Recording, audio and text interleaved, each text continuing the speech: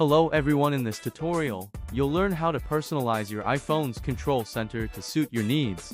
From rearranging and adding shortcuts to enabling or disabling features, you'll have complete control over the tools and settings that are readily accessible with just a swipe.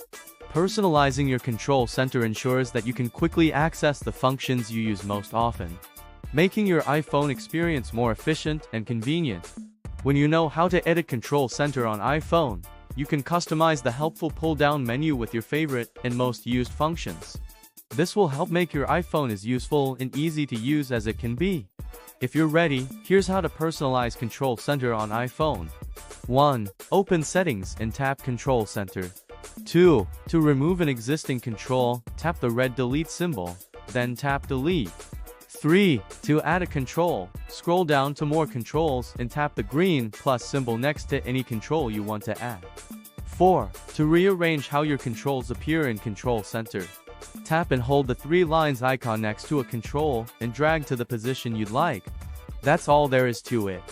Now you know how to edit Control Center on iPhone. You might also want to check out one of our other helpful iPhone guides. Kindly like and subscribe to our channel.